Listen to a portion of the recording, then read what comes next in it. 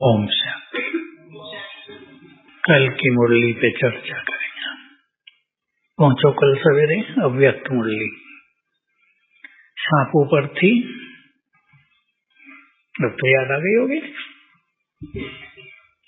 शास्त्रों में 3 स्वरूप दिखाए हैं जो हम सबकी स्थिति की यादगार है। विष्णु से सैया पर विराजमान। वैसे कोई सोचे सागर में सांप की सैया, कोई महान पुरुष, कोई देवता लेटा हो, ये फिजिकली तो संभव नहीं है। तो रहस्य है, श्री कृष्ण कालिया नाग पर डांस कर रहे हैं। छोटा बच्चा है। कालिया नाग बहुत भयानक है। तीसरा कौन सा बताया? शंकर जी महादेव, उनके गले में सांपों की माला। बाबा ने माला शब्द यूज किया। तो श्री कृष्ण की तरह खुशी में डांस करना है तो सभी विकारों पर विकार बाबा ने 5 गिना दिए। 5 फन वाले सांप 5। पहला प्रकृति, दूसरा ये माया के 5 विकार, तीसरा स्वभाव संस्कार, चौथा वायुमंडल, एक और था संग दोष। संग दोष तो आजकल मनुष्यों का हो या ना हो, किसका है? सबको पता है। तो इसको अपना गुड फ्रेंड बना के रखो। अच्छी बातें भी तो हैं उसमें, बहुत ज्यादा जो अच्छी इंफॉर्मेशन, बहुत अच्छी अच्छी बातें जिनकी कभी जरूरत पड़ती है वो उससे पता लग जाती है ना। मैं मॉरिशस में था, मैंने पूछा भाई मॉरिशस कितना बड़ा है, लंबाई चौड़ाई तो बताओ। छोटा सा देश है। तो मैंने फट से मोबाइल खोला, सर्च किया, 45 किलोमीटर लंबा, 45 किलोमीटर चौड़ा, 65 किलोमीटर लंबा, बस भारत के एक जिले जितना। तो काम आ गया ना फट से। नहीं तो कोई कहता था भाई हमें तो पता नहीं, हम रहते तो हैं यहाँ और हमें पता नहीं। 13 लाख आबादी, सुख तो होगा ना। सेंटर बड़े बड़े बने हुए बहनों के। एक ही किराए पर था जहाँ हम लास्ट दिन थे, 4 दिन पहले। समुद्र के किनारे तो बहुत अच्छे, सभी जगह समुद्री थे वहां। तो जहाँ जाओ 15 मिनट चलो समुद्र। तो उस सेंटर को भी जो किराए पे था, है अभी भी, शुगर फैक्ट्री वालों ने बहुत बड़ी जगह दे दी। बहुत बड़ी माना जितना ये अपना हॉल है इससे 4 गुनी। गए हम वहां, फ्री दे दी। देखो बहनों को भाग्य। सब सेंटर बड़े बड़े भव्य, सेवाएं जितना छोटा सा देश, सेवाएं भी उस अनुसार अच्छी। पब्लिक प्रोग्राम भी हुए, टीवी रेडियो के इंटरव्यू भी हुए, ब्राह्मणों की भट्टी भी हुई। तो हमें इन सभी विकारों पर विजय पानी है। बाबा के 2 महावाक्य और सुना दे जिससे विकारों पर विजय होगी। एक तो ये था कि महादेव तुम्हारी ही अंतिम तपस्या का स्वरूप है, और उस तपस्या में 2 बातें, शरीरीपन और फरिश्ता स्वरूप, सबको अभ्यास करने। इस तपस्या के द्वारा इन सभी विकारों पर विजय होगी। बिना तपस्या के विकारों पर विजय नहीं होती। बड़े विकारों के छोटे भाई बहने को भी तो बहुत है ना, वो भी कम खतरनाक नहीं है। जैसे ईर्ष्या, तो कोई उसको गिनता नहीं। शास्त्रों में भी जो विकारों की चर्चा की, काम क्रोध लोभ मोह अहंकार और छठा कहा आलस्य, उसके आगे नहीं बढ़े। इन्हें सोचा ही नहीं। ईर्ष्या द्वेष पर चिंतन, तेरा मेरा, नफरत घृणा, ये भी मनोविकार हैं। और आजकल के समय में ये मनोविकार मनुष्य को ज्यादा भारी पड़ रहे हैं। तो हमें इन सब को जीतना है। और बाबा ने कहा, जो इन विकारों की माला गले में डालेंगे वो विजय माला के समीप रत्न बन जाएंगे। गहरी बात, बहुत गहरी। खुशी में वही रहेंगे जो विकारों रूपी सांपों को जीतेंगे, डांस करेंगे खुशी में वो आत्माएं। विष्णु की यादगार पे ध्यान दें। विष्णु के मैं आपको 5 स्वरूप बता देता हूँ। सैया पर विराजमान, विकारों पर विजय, सागर के बीच में, ये सब बाबा की बताई हुई बातें। सागर में बड़ी बड़ी लहरें, लेकिन विष्णु अचल अडोल, ये स्थिति। गीता ज्ञान में मग्न, शास्त्रों में भी बात आई है कि विष्णु, वहां तो भगवान ही कहते हैं, विष्णु भगवान से सैया पर सागर के बीच गीता ज्ञान में मग्न है। और चौथी बात, वहीं से पालना कर रहे हैं। पालना कौन से? बोलो, सब कर रहे हैं आप। सकाश देने की, वाइब्रेशंस देने की। जिनकी स्थिति विष्णु समान होगी वही पालना अच्छी कर पाएंगे। बाबा की एक बात और याद आई मुझे। बाबा ने भी कहा, और शास्त्रों की इन कहानियों से ये बात बहुत स्पष्ट होती है कि जो वक्त तुम्हें दुखी होकर पुकारे, उनकी आवाज तुम्हें सुनाई दे। उनका स्वरूप भी दिखाई देगा, चेहरा भी। उनकी आवाज तुम्हें सुनाई दे, तब तुम सकाश दोगे। तो विष्णु के लिए दिखाया ना, कहीं भी किसी पे आपदा आई, उसे याद किया और विष्णु जी ने सुदर्शन चक्र छोड़ दिया। गज और ग्राह के युद्ध में भी यही है ना। नहीं तो सोचो भला, गज हाथी पानी में उतरा है सागर में, दिखाया है कि मगर ने उसकी टांग पकड़ ली। पहले तो हाथी की टांग इतनी मोटी होती है कि शायद ही मगर का मुंह इतना खुले कि टांग पकड़ ले। पकड़ भी ली थोड़ी बहुत। फिर कहा विष्णु जी को वहीं से फूल अर्पित कर दिया। सागर में फूल होते हैं क्या? देखा कि नहीं सागर? सागर में फूल नहीं होते। कोई तालाब की बात होती तो चल जाती। तो इनके सिंबॉलिक अर्थ हैं इनके, अलौकिक आध्यात्मिक अर्थ हैं इनके, वो हम सबके जीवन से जुड़े हैं।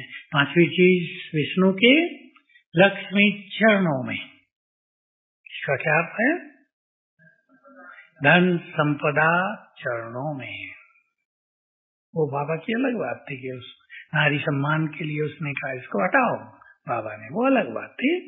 पर विष्णु समान स्थिति होगी तो ये 5 चीजें दिखाई देंगी। ऐसा देवीपन और फरिश्ते स्वरूप का अभ्यास होगा तो ये महादेव का स्वरूप हो जाएगा। और खुशी में डांस करेंगे श्री कृष्ण जैसे। तो हमें ये सब चीजें करनी है। पहले मन बनाए सभी, हमें विकारों को जीतना है। अब आप सोचो, जिस विकार की चर्चा हमने की, ईर्ष्या, जब वो मनुष्य को होती है तो बहुत लोग उससे बाहर नहीं निकल पाते। वो ये भी सोचेंगे कि ये आगे बढ़ रहे हैं, ठीक है, मुझे ईर्ष्या हो रही, क्यों बढ़ रही है आगे, इनको पीछे करूं। उस संकल्प को कंट्रोल ही नहीं कर पाती आत्मा, जबकि इस ईर्ष्या से कुछ मिलता नहीं है। हम आगे बढ़े, कोई हमसे लाख ईर्ष्या करे, अगर हम आगे बढ़ते रहें तो कोई रोक नहीं सकता। ईर्ष्या मनुष्य को खुद रोक देती है ना।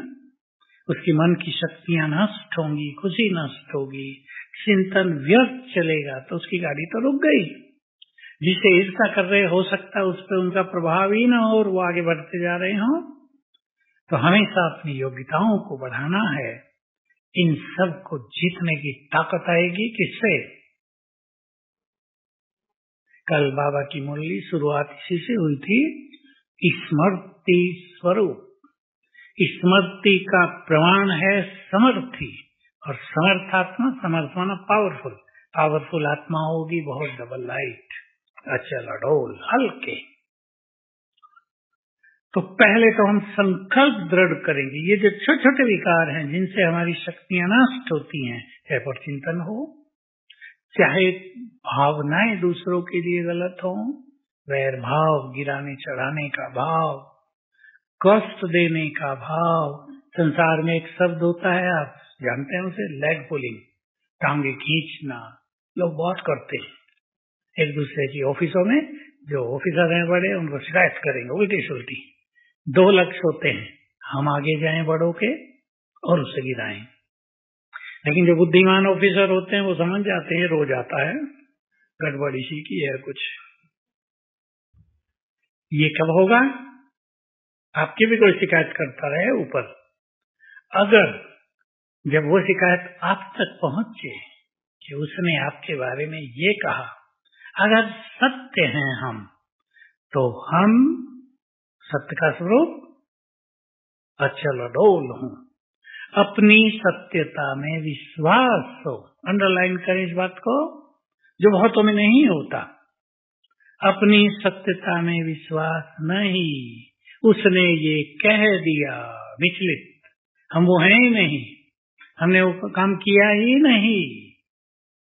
आप एक ईमानदार व्यक्ति हैं, आप कुछ कार्य कर रहे हैं, किसी ने अफवाह फैला दी, इसने इतना माल खा लिया, आपने खाया नहीं, स्थिति बिगड़ गई, समाज में मेरा नाम बदनाम कर दिया, इसको सीधा करूंगी।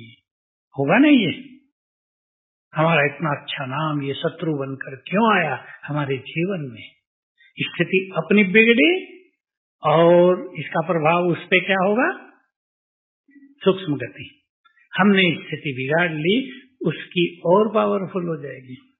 वो पहले 2 जगह उल्टी बात करता था, अब 10 जगह करेगा। ये बात हमें जान लेनी चाहिए। ये मन के वाइब्रेशंस की सूक्ष्म गति है। और अगर हम अचल अडोल हो गए, हम पे प्रभाव ही नहीं पड़ा, क्योंकि हमें पता है हम बहुत ईमानदार हैं। तो उसकी ग्लानि करने की बातें, वाइब्रेशंस गलत फैलाने की आदत काम नहीं करेगी। लोग भी समझ जाएंगे ये कुछ गलत बोलता है, ये सबके लिए बोलता है। तो हमेशा अपनी शक्ति में विश्वास। स्मृति का अर्थ है समर्थ, पावरफुल। और बाबा के 2 लाइन उसमें बहुत सुंदर हैं, आप सब जानते हैं उसको। बाबा ने सभी बच्चों को शक्तियां अधिकार में दे दी हैं। शक्तियों पर तुम्हारा अधिकार है। जब से हम बाबा के बने, सबको अनुभव है, हमें शक्ति आ गई। हमने संकल्प कर लिया इन विकारों को जीतना है। कईयों ने संकल्प कर लिया बंधनों को तोड़ना है। कईयों ने और कई अच्छे संकल्प कर लिए। मेरे पास तो बहनें आती हैं ना, छोटी आयु की आती हैं, जिनकी अभी मैरिज हुई या ज्ञान में आ गए। मैं उनकी मनोशक्ति को देखता हूँ, बहुत आनंद होता है। फिर देखो प्रभु लीला है ये। बाबा ने अपने हर बच्चे को कितनी शक्ति दे दी है या नहीं? आपके पास आ गई। अब उसे जागृत रखना है स्मृति से कि मैं शिव शक्ति हूँ या मास्टर सर्व शक्तिवान हूँ। इससे वो शक्तियां जागृत रहेंगी। और जिन 2 शक्तियों की बाबा ने चर्चा की थी, सहन शक्ति और सामना करने की शक्ति, वो हमें अपने में महसूस होगी। कोई बात जीवन में आती है, कोई परिस्थिति आती है, कुछ ऐसे वैसे होते हैं, तो हम उसका आराम से सामना करें। सामना करने का अर्थ होता है हमारी स्थिति बिगड़ेगी नहीं। यह है सामना करने की शक्ति। कोई बीमारी आ गई, अब उसे सहन भी करना है, और ये बड़ी परिस्थिति आई, स्थिति नहीं बिगाड़ी, तो हमने उसका सामना कर लिया और वो बीमारी भागेगी। इसलिए एक इम्पोर्टेंट लक्ष्य बनाकर रखें कि हमें ज्ञान का बल और योग का बल इतना रखना है कि स्थिति बिगड़े नहीं। दोनों बल चाहिए, ज्ञान का भी और योग का भी। आगे बढ़ने से पहले मैं एक गुह्य बात और सबको कहना चाहता हूँ। 2 हफ्ते पहले की मुरली से है।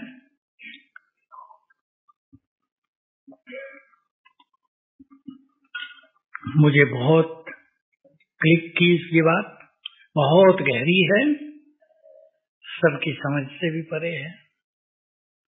हम बाबा की मुरली में सुनते थे, आपने भी सुना होगा, मैंने 3 बार सुना अव्यक्त मुरलियों में, समय तुम्हारी इंतजार कर रहा है। बाबा जागृति दिलाते रहे, तुम क्या इंतजार कर रहे हो?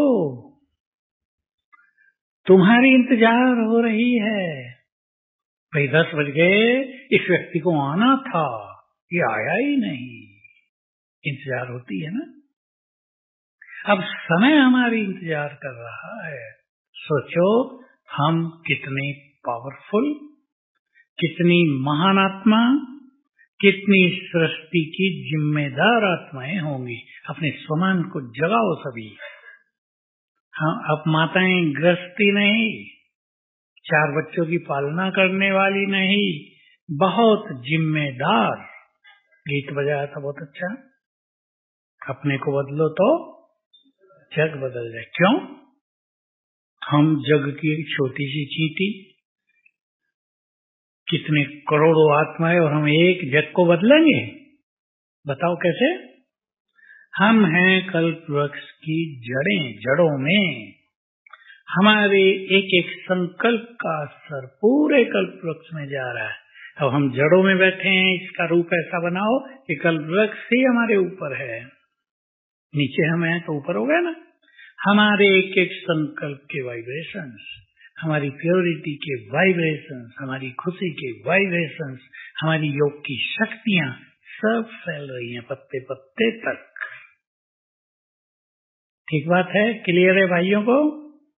तो इतनी इम्पोर्टेंस है हमारी, इतना महत्व है हमारी स्थिति का, हमारे एक एक संकल्प का, हमारी श्रेष्ठ भावनाओं का, हमारी दुआओं का।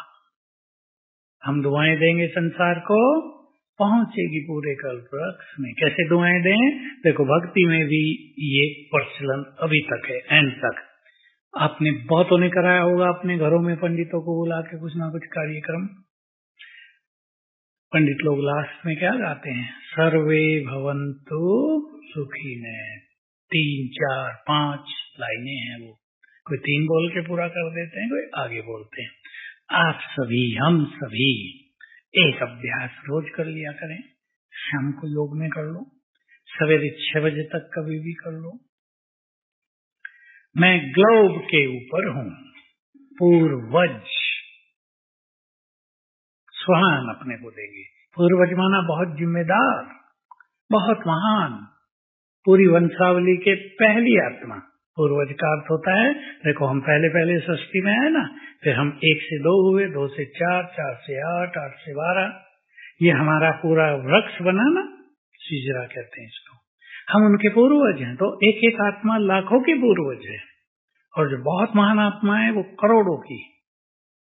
तो मैं ग्लोब के ऊपर पूर्वज, मुझे विश्व का कल्याण करना है। अब सबको दुआएं देंगे, संसार के सभी प्राणी सुखी हों, और सुंदर भावना से, धीमी गति से सभी का कल्याण हो, सभी निरोग हों, सभी के विघ्न नष्ट हों, सभी परिवारों में सुख शांति की गंगा बहे, सभी आत्माओं के मूल पवित्र संस्कार जागृत हों। देवकुल की आत्माएं बाबा के पास आ जाओ। ये दुआएं होंगी, ये काम करेंगी। करेंगे या नहीं? ये करेंगी। जब भी आपको समय मिले, इसमें टाइम का कोई बंधन नहीं, लेकिन एक गुड फीलिंग में स्थित होकर सोमान की ये संकल्प करेंगे तो उसका असर संसार तक जाएगा, और रिटर्न होकर उसका असर किस पे आएगा? हम पे और परिवार पे आएगा।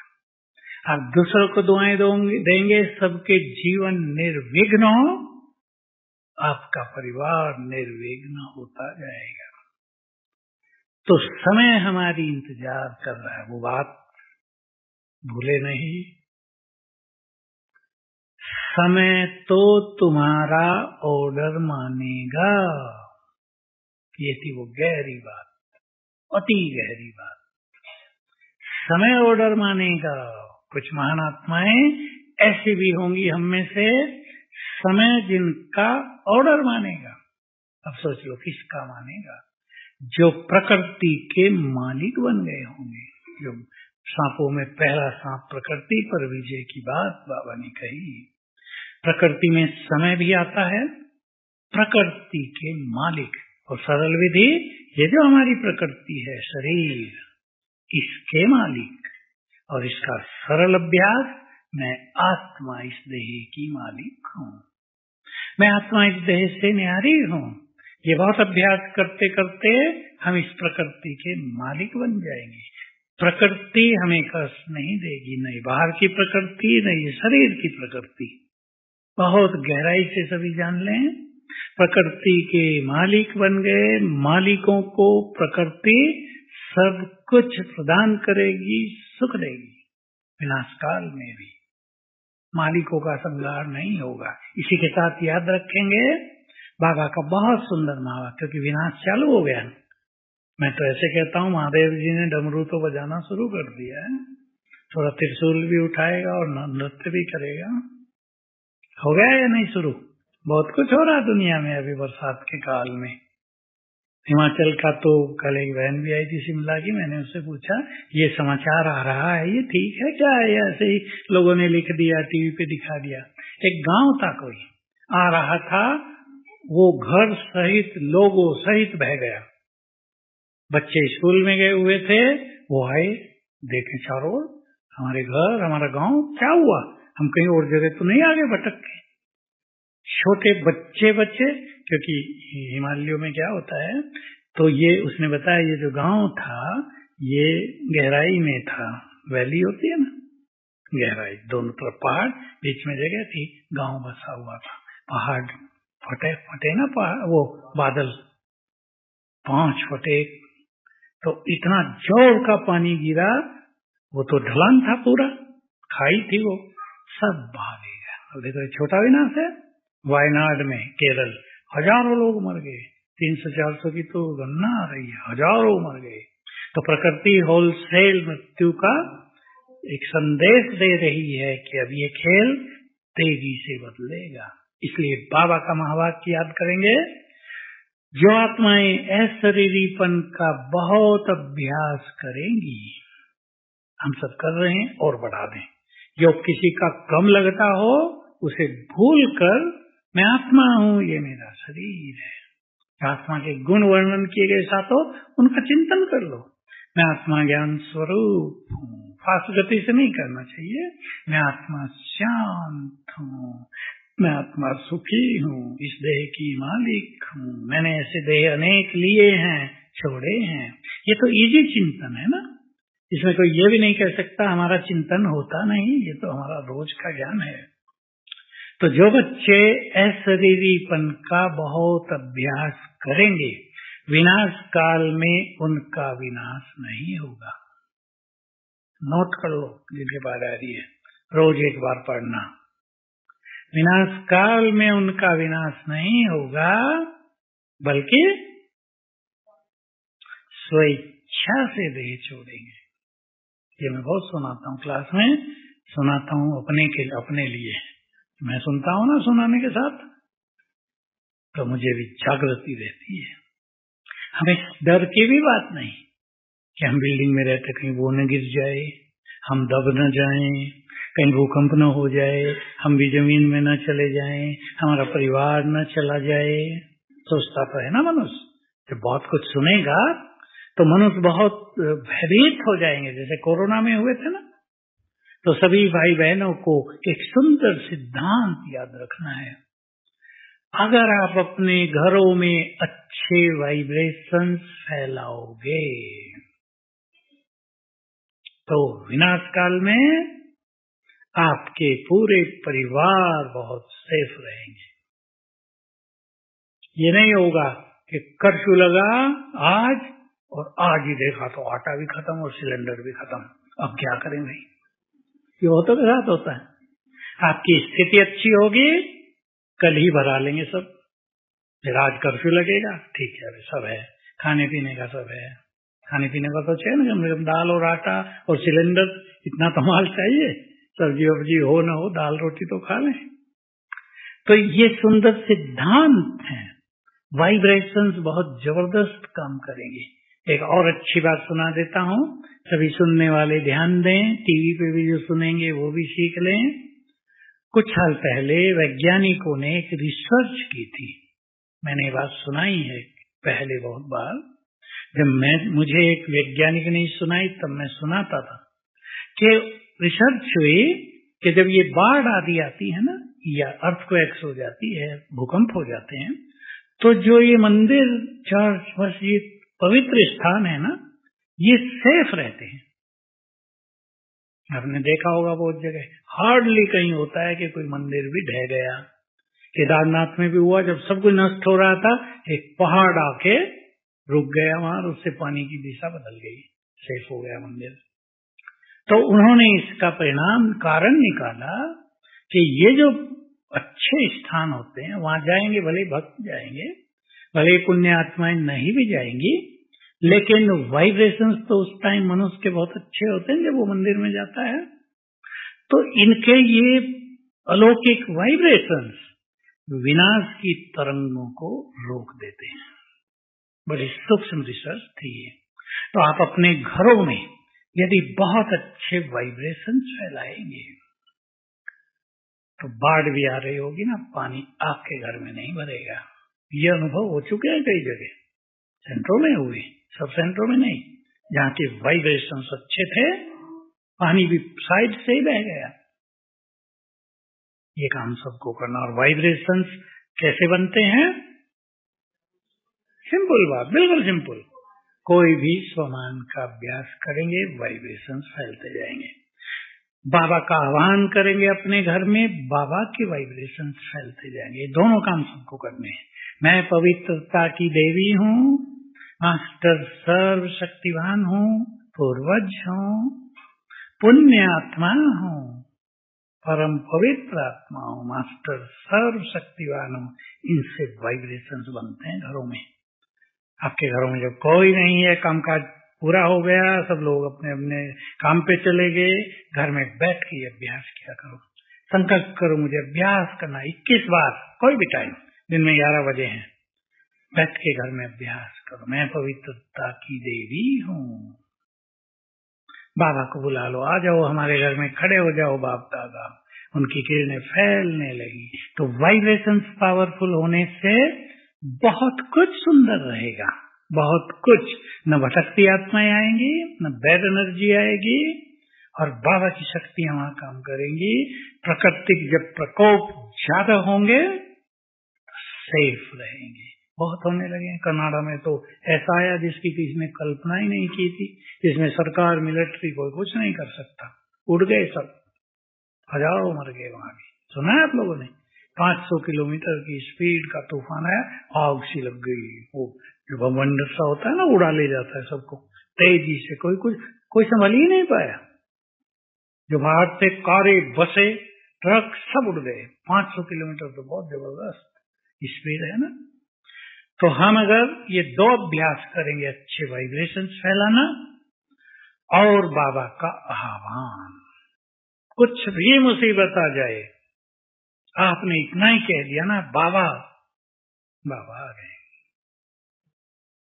मदद होगी। एक भाई आज मिले, पंडवन में जा रहे थे, वो यहाँ पहले सेवा में रहते थे, अभी भी कुछ दिन सेवा में आए। उनका अनुभव सुना देता हूँ। बहुत पहले की बात है, शायद 15 साल हो गए होंगे। वो अपने फ्रेंड के साथ बारिश के दिनों में छाता लगा के जा रहे थे, ऊपर से बिजली गिरी, उसके फ्रेंड पे गिरी, तत्काल मृत्यु, गिर गया। और बिजली इसके पैरों से ऊपर चढ़ने लगी, यहाँ तक आ गई, इसने कहा बाबा, और बिजली उतर गई। पैर जल गए थोड़े, ठीक हो गए फिर वो। बहुत सुंदर अनुभव उसका ये। अभी भी यहाँ भी सेवा में था, नाम मुझे भूल गया, महाराष्ट्र का है। तो बाबा शब्द जादू का काम करेगा। जैसे कल की मुरली में था, सर्व शक्तियों की चाबी है स्मृति। स्मृति, वो बाबा कहते हैं सर्व खजानों की चाबी है मेरा बाबा। तो बहुत मदद मिलेगी। लेकिन जरूरत इस चीज की होगी कि समय पर किसको याद आए। समय पे याद आना उसी को होगा जिसका बहुत अच्छा अभ्यास होगा, नहीं तो भूल जाएंगे। वही याद आएगा। पानी घर में आने लगा, ये करो, निकलो, सामान उठाओ, बाबा को बुलाओ, ये याद नहीं आएगा। याद तब आएगा जब रोज 2-4 बार बुलाते होंगे। इसलिए आदत बनाने के लिए 5 बार बाबा का आह्वान कर लो। घरों में, ऑफिसों में, जहां भी आप रहते हैं, आह्वान करो तो बहुत अच्छी आदत हो जाएगी। और ये सबसे बड़ी संजीवनी बूटी होगी, सुरक्षा कवच होगा हमारे चारों। तो जो आप वाइब्रेशंस घर में फैलाएंगे, उससे एक चीज और होती है। एक तो हमारे चारों ओर आभा मंडल बनता है। जानते हैं ना आभा मंडल? घेरा, शक्तियों का घेरा, इंग्लिश में ओरा कहते हैं। और एक आपके घर के चारों ओर भी आभा मंडल बन जाएगा। तो अगर ऊपर से बिजली कड़क रही है, वो आपके मकान पे नहीं गिर सकेगी। पूरा विश्वास हो जाए आपको, क्योंकि बिजली से या और आपदाओं से जो प्रकृति की ओर से आएंगी, उनसे बहुत पावरफुल चीज है हमारी वाइब्रेशंस। तो हमें माया पर विजय प्राप्त करनी है, अपने अहम पर विजय प्राप्त करनी है, ताकि हमारे संस्कार सॉफ्ट हो जाएं। किसी ने सारी माया जीत ली हो, लेकिन लड़ाई करने का संस्कार हो, क्रोध का संस्कार रह गया हो, बुरा बोलने का संस्कार रह गया हो, तो सारी माया फिर से पास आती रहेगी। मैं यही हूँ, गई नहीं हूँ। जो बाबा ने कहा था ना, बिल्ली म्याऊ म्याऊ करती है, माया बाहर खड़ी होकर म्याऊ म्याऊ करती है। इसका अर्थ है मैं आऊं और तुम दरवाजा खोल देते, आ जाओ, स्वागत है। और ये दरवाजे हैं मैंपन के। मैंपन से माया आ जाती है। मैं आया, माया। पढ़े लिखे सब जानते हैं ना, माया मैं प्लस आया, मैं आते ही दरवाजा खुल गया, तो माया आ गई, बिल्ली आ गई। फिर तो कुछ ना कुछ पंजे मारेगी ना, खुशी छीन ले जाएगी।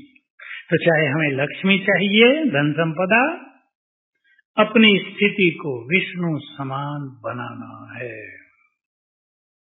और इसके लिए चाहिए ज्ञान और योग का बल, क्योंकि इस कलियुगी सागर में ये विषय सागर भी है और विघ्नों का सागर भी है। इस समय सबसे ज्यादा विघ्न मानसिक रोगों के और भटकती आत्माओं के ही चल रहे हैं संसार में। और जब और आत्माएं जाएंगी ऊपर, तो बहुत भटकेंगी और ये बहुत कष्ट देंगे नीचे वालों को। ज्ञान और योग का बल चाहिए हमारे पास, बहुत अच्छा। अब बहुत जरूरत है, क्योंकि संसार तीसरे विश्व युद्ध की ओर चल पड़ा है। वो टीवी वाले तो रोज बोल रहे हैं अब विश्व युद्ध होगा, भले उनके बोलने से तो नहीं होगा, वो तो बढ़ा चढ़ा के ज्यादा बोलते हैं। इसलिए नहीं होगा, क्या महावाक्य है बाबा के, महाभारत युद्ध तब लगेगा जब तुम कर्मातीत होंगे। बहुत दिन से बात आई नहीं है, इसलिए आपको याद नहीं है। तो लड़ाई और हमारी स्थिति दोनों का साथ है, ये सुंदर समन्वय है, मिलन है। युद्ध लगेंगे फिर बंद होंगे, लगेंगे फिर बंद होंगे। प्रकृति भी ऐसे ही करेगी। भारी प्रकोप होंगे, फिर कुछ समय शांति। क्यों होंगे? मैं पहले भी कहा करता था कि कम से कम 10 झटके लगेंगे सृष्टि को। उसमें 2 काम होंगे। जो सोए हुए ब्राह्मण हैं, यहाँ तो कोई नहीं सोया ना, एक माता ही सो रही, सोने दो। जो सोए हुए ब्राह्मण हैं वो चुस्त हो जाएंगे, तेज पुरुषार्थ करेंगे। और जो ढीले ढाले हैं, संशय बुद्धि वाले, वो छोड़ के चल जाएंगे, उनका भाग्य पूरा हुआ। भिन्न भिन्न तरह से संशय आएंगे।